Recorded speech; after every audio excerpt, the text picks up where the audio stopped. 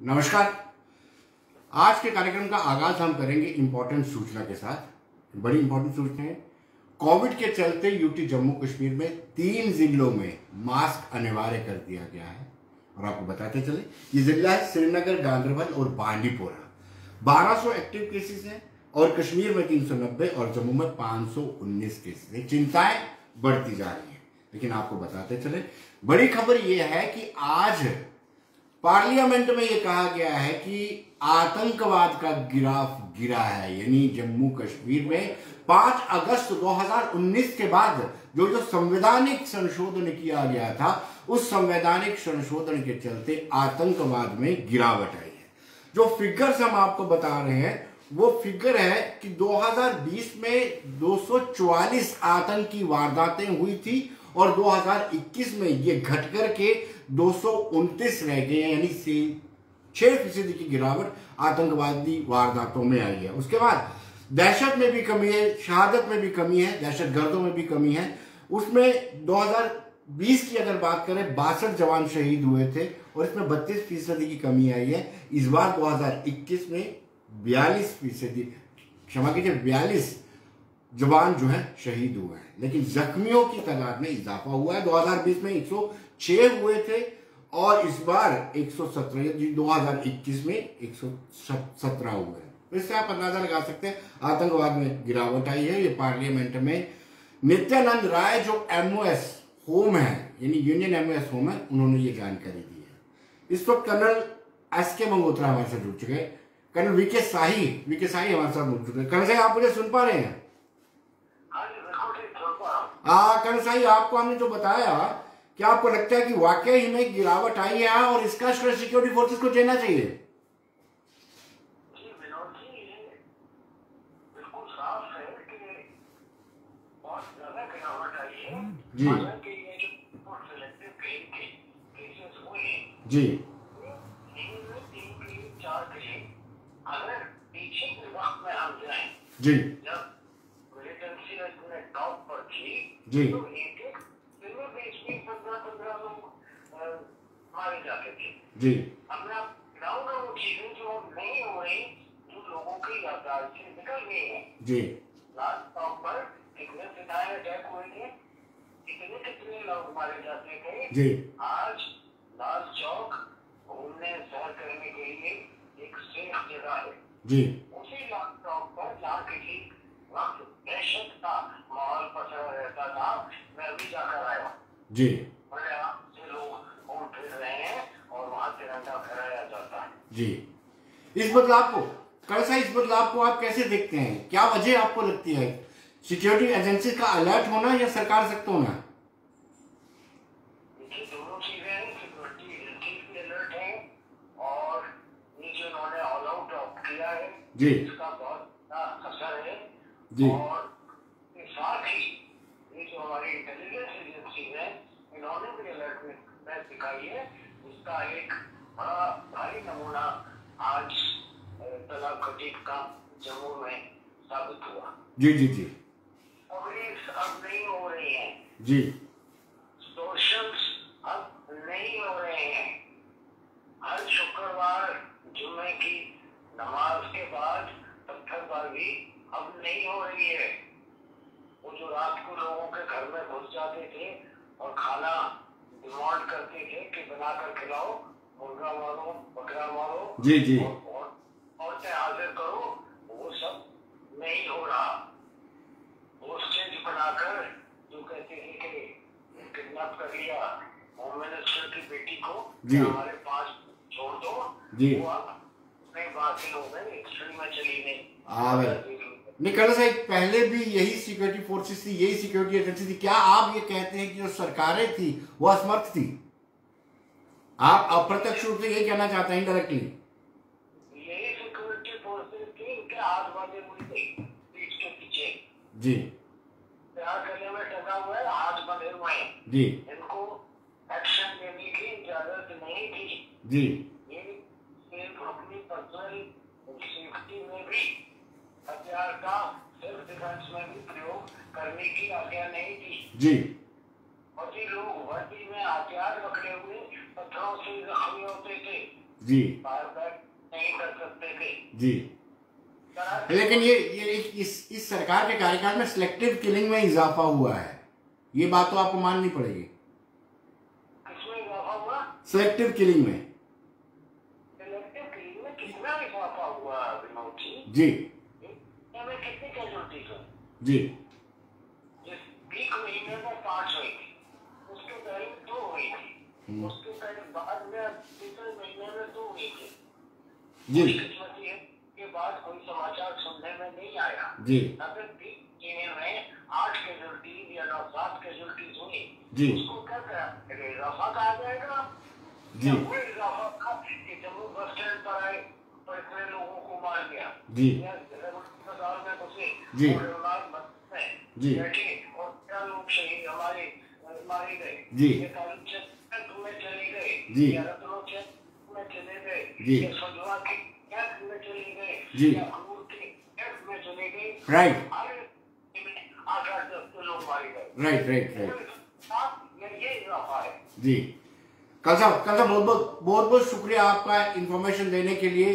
तो दर्शकों, colonel VK शाही और उनका ये कहना है कि यह श्रेय सरकार को भी जाता है, नेतृत्व को भी जाता है, सिक्योरिटी फोर्सेस को जाता है और उन सब लोगों को जाता है जो चाहते हैं कि जम्मू कश्मीर में बदलाव आए। एक बड़ी कामयाबी है। जैसे मैंने कहा कि एमओएस फोम ने पार्लियामेंट में ये बयान दिया है कि बड़ा इजाफा नहीं हुआ, गिरावट आई है आतंकवाद में। उन्होंने बताया कि आतंकी वारदातों में 6% गिरावट आई है, शहादत में 32% और इजाफा थोड़ा सा इंजर्ड में हुआ। जब मैंने पहले भी बताया था कि 2020 में 106 लोग इंजर्ड हुए थे, 2021 में ये बढ़कर के 117 हुए। इंजर्ड की तादाद में बड़ा इजाफा हुआ है, लेकिन बाकी अगर वारदात की बात करें, इंसिडेंट की बात करें या फिर शहादत की बात करें, उसमें बड़ी पैमाने पर गिरावट आई है। इस वक्त हमारे साथ कर्नल एस के मल्होत्रा जुड़ चुके हैं। कर्नल साहब, आपका स्वागत है। और ये आज पार्लियामेंट में जो स्टेटमेंट आई है, रिटन स्टेटमेंट आई है, इसको आप किस तरीके से देखते हैं?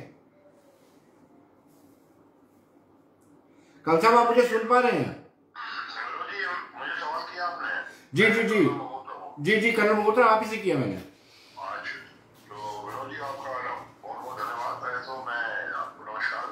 जी, आपका सवाल बिल्कुल वाजिब है। देखिए, देश की काफी वजह है जी, और ये सबके सामने वो नई चीज है। इसका एक बड़ा भारी जो आप जिसको हम लोग कॉन्ट्रीब्यूट कर सकते हैं वो ये है कि आर्टिकल 370 का तोड़ना। जी, देखिए क्या था कि जो फंडिंग होती थी, अब पैसे आ नहीं रहे। जब आप पत्थरबाजों को पैसे ही देंगे तो कहाँ से पत्थर मारेंगे?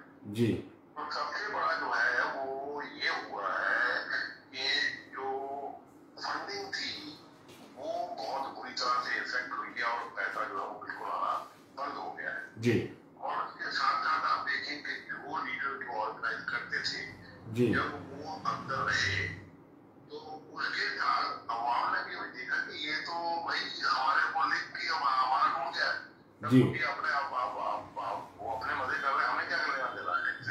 जी, तो बहुत भारी ये जो है आर्टिकल 370 का टूटना, अवाम को भी अभी पता लग गया कि भाई हम अपना पैसा हमने अगर देखे टूरिस्ट आ रहा है। जी, आप देखिए कि 8 लाख के लगभग टूरिस्ट हमारे अमरनाथ यात्रा में हम दादा किया से आए। जी, और 8 लाख अगर आदमी आता और 10,000 पे एवरेज आदमी एक लेके आता तो आप देखिए कि कितनी फंडिंग हो, कितना पैसा आएगा आपने टेक्स, जो कि वहाँ की लेबर, टैक्सी वाले, दुकानों वाले, उन सबके लिए ये रोजगार। यानी कर्नल मल्होत्रा, आप ये कहना चाहते हैं कि 370 की वजह से ही जम्मू कश्मीर में आतंकवाद, अलगाववाद, पत्थरबाजी हुआ करती थी, और कारण नहीं? जी, बिल्कुल सही, ये वन ऑफ द बहुत स्ट्रॉन्ग रीजन है जो कि जिसकी वजह से ये तमाम चीजें।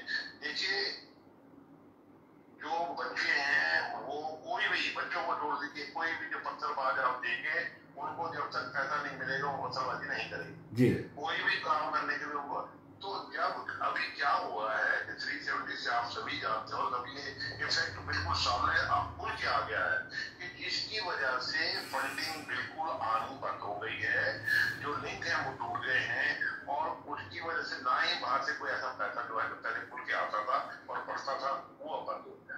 तो जिसकी वजह से आप देखिए ये तमाम जो है चीजें बंद हो गई हैं। आप देखिए जी। आज 4-5 दिन पहले गुलमर्ग के अंदर तिरंगा फहराया गया जी।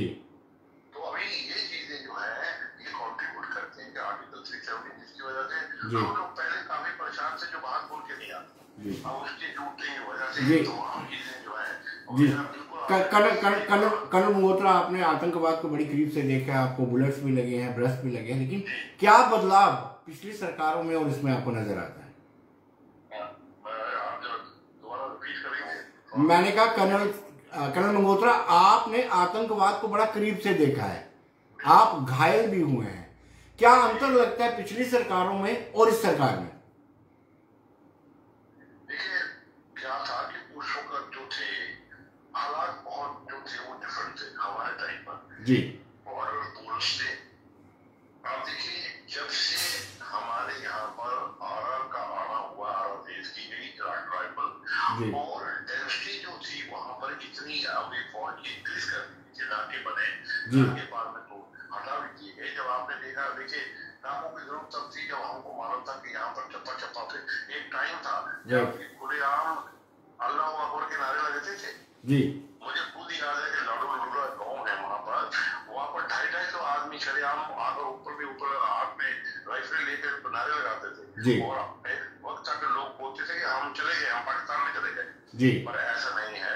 हालात चेंज हुए हैं, हालात बहुत बदले हुए हैं क्योंकि चारों तरफ से जो है वो गवर्नमेंट ने इनको जो है वो प्रेशर डाला गया।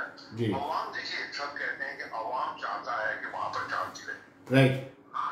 और अवाम से आप अगर बात करो कि मुट्ठी भर लोग हैं जी, तो मेरी एक गुजारिश है उन लोगों से जी कि भाई उन मुट्ठी भर लोगों को आप शांति क्यों नहीं जी, राइट, बिल्कुल। इसका मतलब यहाँ तो आप सारे मिले हुए हैं जी, या आप उन मुट्ठी भर चावलों को आप बाहर निकालिए ताकि आप मुल्क जिए जी।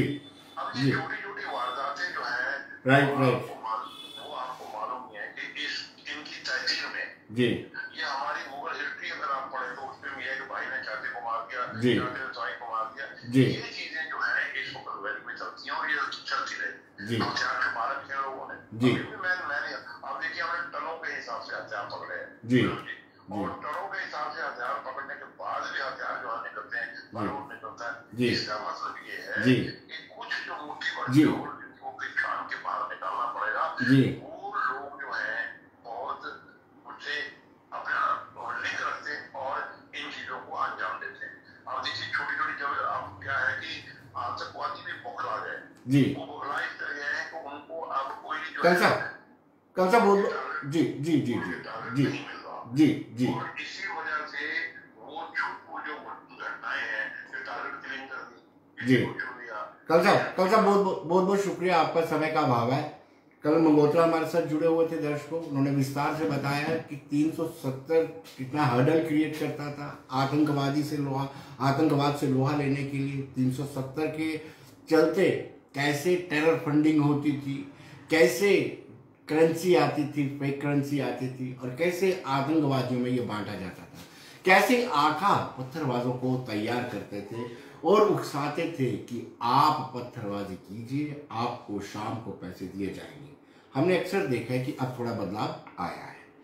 नमाज के बाद कोई प्रदर्शन नहीं हो रहा है, इक्का दुक्का कभी प्रदर्शन हुए हैं लेकिन अब नहीं प्रदर्शन हो रहा है। कुछ ना कुछ बदलाव वैली में दिख रहा है।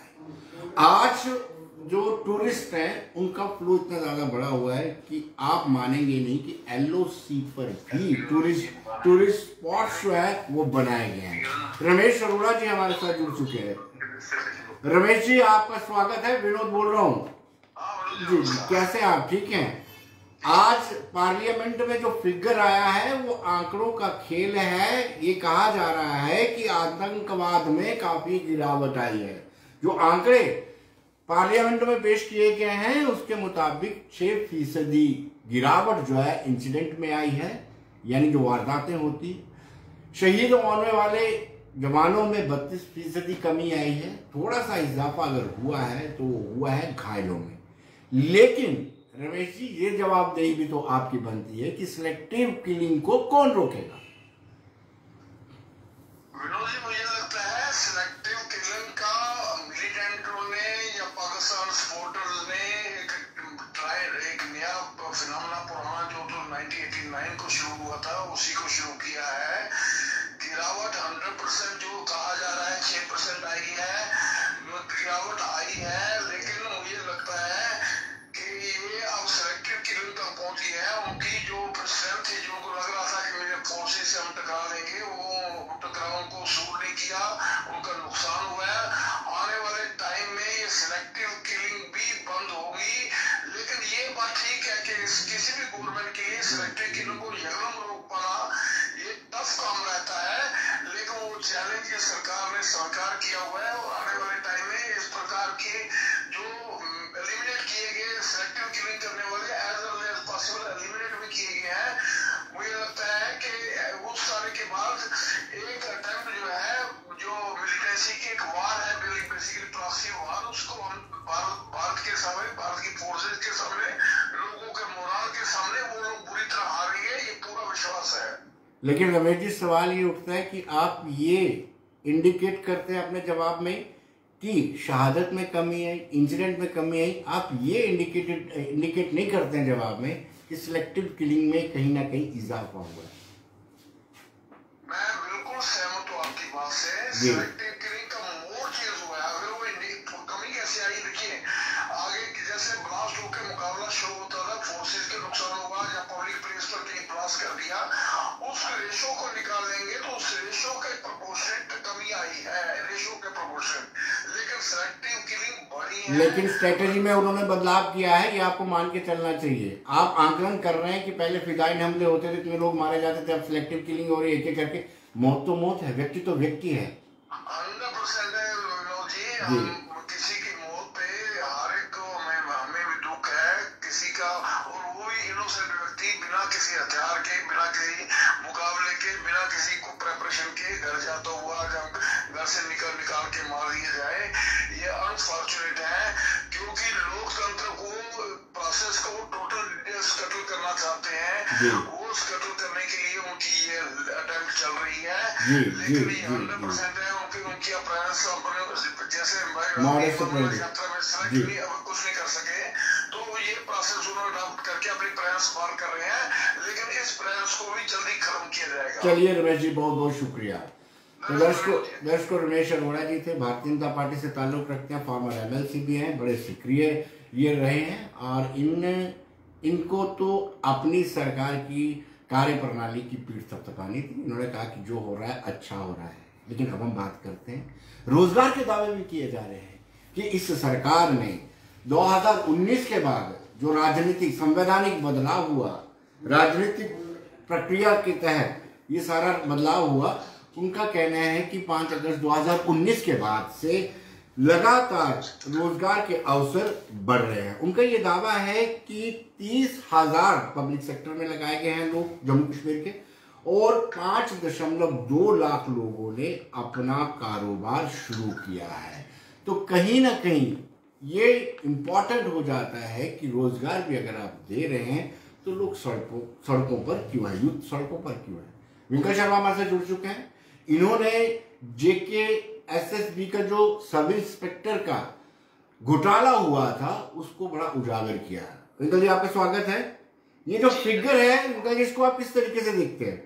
जो फिगर आज पार्लियामेंट में पेश की गई है उसको आप किस तरीके से देखते हैं?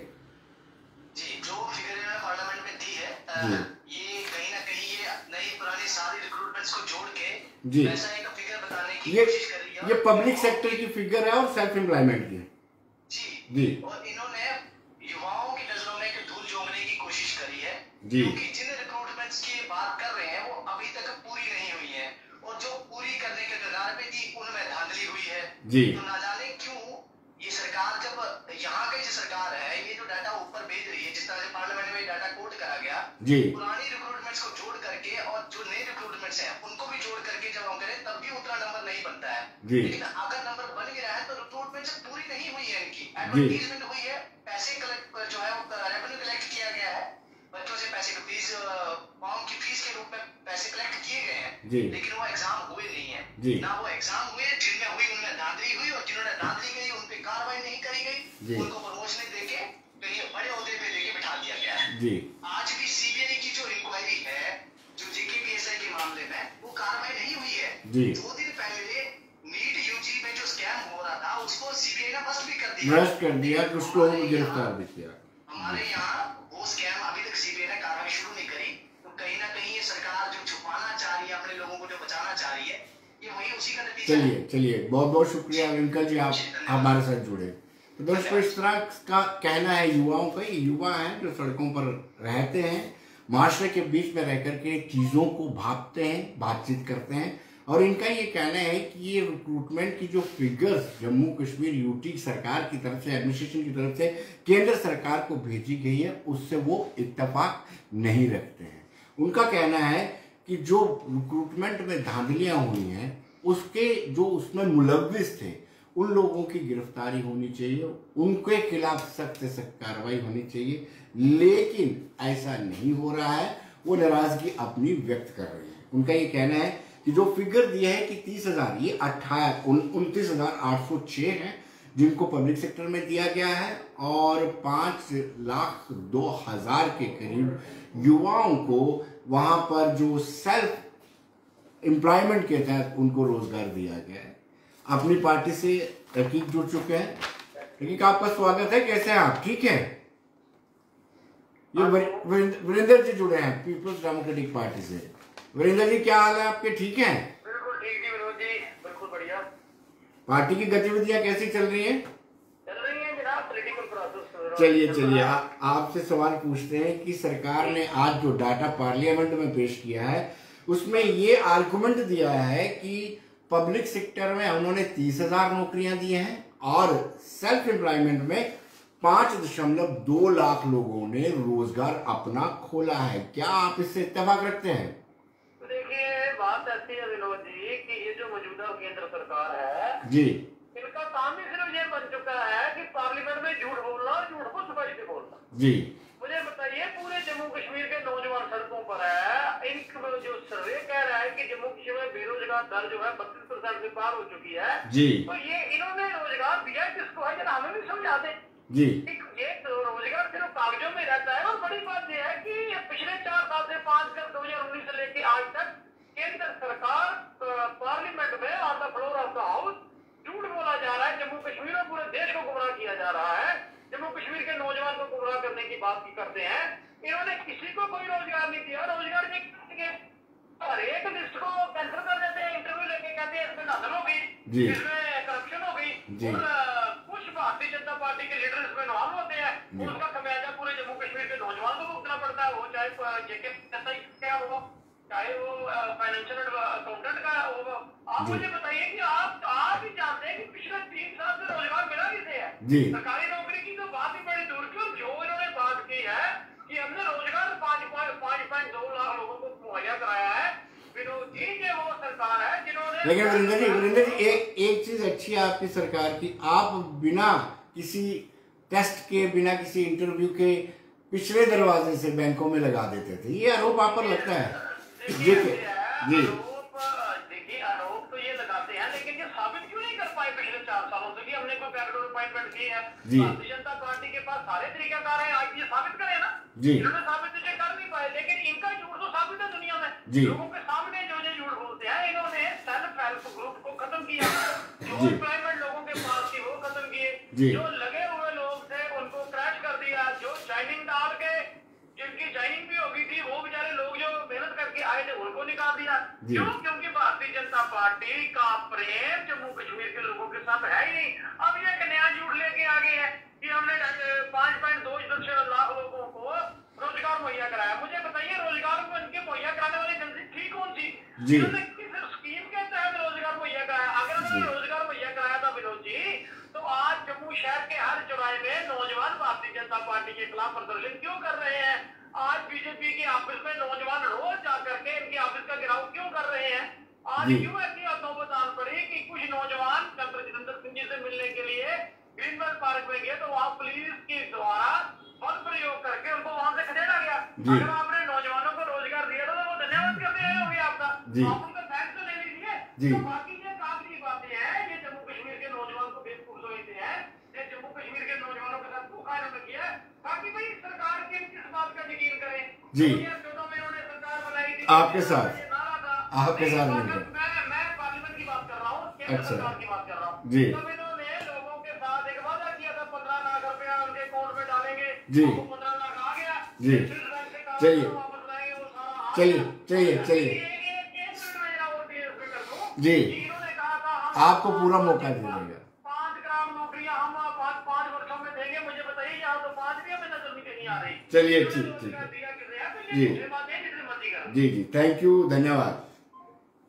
वीरेंद्र सोनू है, पीडीपी के नेता हैं और ये अक्सर सुर्खियों में बने रहते हैं और इनका ये कहना है कि on the floor of house भी ये सरकार झूठ बोलती है, लेकिन ये जो फिगर है ये रिकॉर्डेड होते हैं, इसमें झूठ बोलने की गुंजाइश ज्यादा नहीं रहती है। लेकिन दिलचस्प बात है कि कहीं ना कहीं अगर ये जो टॉल क्लेम किया जा रहा है कि 30,000 लोगों को पब्लिक सेक्टर में, जम्मू कश्मीर की बात कर रहा हूं, 2019 के बाद जून 2022 तक इतने लोगों को रोजगार दिया गया है, तो कहीं ना कहीं कुछ ना कुछ सदाकत तो होगी। बीजेपी के फायर ब्रांड नेता रिंकू चौधरी हमारे साथ जुड़े हैं फोन लाइन पे। रिंकू जी, आपका स्वागत है। पार्लियामेंट में ये स्टेटमेंट दिया गया है कि आपने बड़ा रोजगार दिया है, लेकिन विपक्ष के लोग, बीजेपी के हो, क्षमा कीजिए पीडीपी के हो या कांग्रेस के हो, ये कहने हैं कि ये सिर्फ और सिर्फ सफेद झूठ है। क्या कहेंगे आप? देखिए, अगर आपके माध्यम से बताऊंगा, अगर ये झूठ है तो फिर ये हमेशा ये इस बात पे क्यों अड़े रहते हैं कि बीजेपी, आपको बता दूं कि 2019 के बाद जी पार्लियामेंट में क्वेश्चन आया था, उसमें बताया गया कि 30,000 नौकरियां दी जी, उसको 8,000 जो फोर्थ क्लास एम्प्लॉई की है जी। आप ध्यान दीजिए विनोद जी, मैं आपको बताऊं 8,000 जो फोर्थ क्लास एम्प्लॉई जो पिछले 2-3 साल में बीजेपी गवर्नमेंट ने वहां पे रिक्रूट की है जी 12 ने किए, 4,050 पंचायती अकाउंट असिस्टेंट लगाए जी और 500 के करीब सब इंस्पेक्टर लगाए और 120 के करीब केएस अफसरों की जो पिछले 4-3 साल में हुई, जी। उसमें आपको एक बताऊं, एक भी बंदा नीड बेस नहीं लगा, डेली बेस नहीं लगा, सबको लगे पक्के। जी जी जी जी। इनकी तरह वो नहीं जो इन्होंने लाइबिलिटी 70,000 60,000 आपके सामने नीड बेस डेली बेस लगा के लोगों को गुमराह करके आए पिछले 70 सालों से, वो काम नहीं हो रहा,